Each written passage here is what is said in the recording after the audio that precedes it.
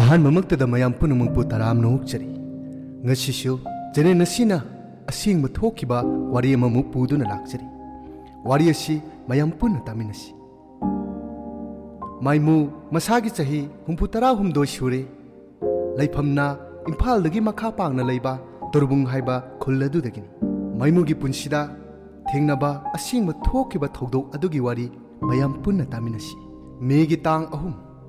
ꯆꯥꯎꯔꯥꯛꯅ ꯄꯨꯡ 4 ꯇꯥꯔꯛꯄ ꯃꯇꯝꯗ ꯀꯨꯀꯤꯁꯤꯡꯒꯤ ꯌꯥꯝꯂꯕ ꯃꯤꯌꯥꯝ ꯑꯃ ꯔꯦꯂꯤ ꯆꯠꯂꯤ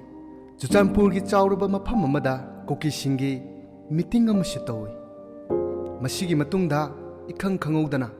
यामलबा कुकीसिंग तुरबुंग तमना लाखी खोंगना लाकपदा नतना गाड़ी अचौबदा मियाम मदु होनबगी सक्तमसु माइमुना उरमी माइमुगी वखलदा खनखी ममांगैददी लंबी सुरोक्ता लाव खोंगलगा तुमिन्ना लेखिबनी अदुबु नुमितसिदी करिगुमा अचौबा इरांग अमा हौरकपा याबगी मवोंग माइमुना उरमी असुमना माइमुगी वखलदा खल्लिबसिगा इखंग खंगौदना कुकीसिंगना मैतेगी युम थाबा हौरखी मई थाबा हौरकपसिदा माइमु स्कूल अमदा लोटखिरमी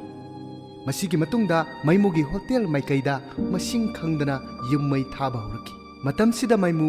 मखोइगी युम मई थाद्रिङाइगी तांजा लौरगा मचासिंगदा मरु ओइबा पोचैसिंग लौनबा हाइरमी असुमना मरु ओइबा चे चांगदी लौथोकपा नंगहौरे अदुबु अतै अहेनबा पोटलमसिंगदी लौथोकपा ngamkhide माइमुना स्कूलदा लोटुना लेरिङै मचा ममौसिंगना थोरकनबा ममादा हाइरखी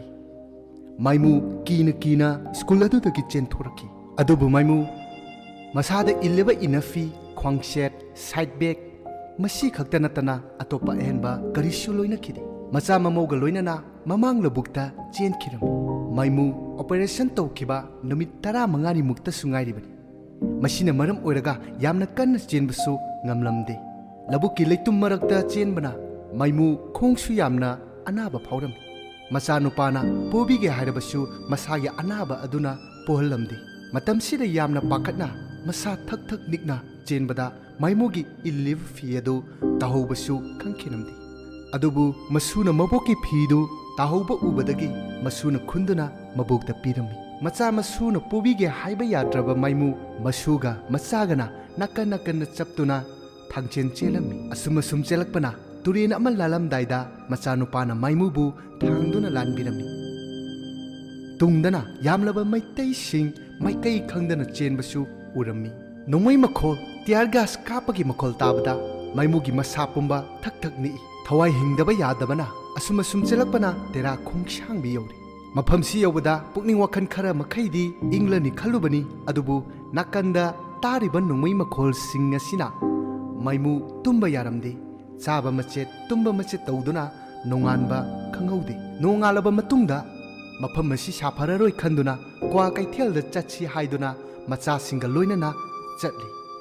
अदुबु मोइरांग यौरकपदा यामलबा मियाम अमा लैरमदुना चटपा यारमदे मतमसिदा अचिकपा तंजा लौदना लोना माइमुगी मनाउ नुपी थांगदा लैबा मफम अमदा मु चटखिरमी असुमना लालकसिदगी नांथोक्तुना मनाउ नुपीगी युमदा था अमा मखाई खरा हेना लैरमी मसिगी मतुंगदा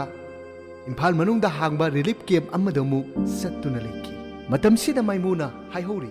मदुदी मसागी पोंगनाफम लमदमदा अचौबा अपिकपा थीदना पखन खंदुना लैबगी अपामबदुसु फोंदोकली मकोक्तगे अमु हौगदबा पुंसी असिदा लैबाकी चफुदा चाक थोंदुना चानिंगबगी अपामबसु अदुमु फोंदोकली माइमुगी युम कै तुमना साखिबना ताइनाफम खंगदना ngasisu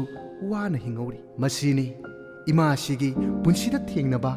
थौदोक अदुगी अतेनबा वारी मतंग असिदा मयामदगी काइननबा याथंग निजरी अमुका हना आइना मयामदा वारी असि लिजबा मतमदा सोइकिलानखिबा कयाम यौरबसु नागपियो हाइबा वाफमसि थमजरी मतंग असिदा मयामदगी काइननबा याथंग निजरी।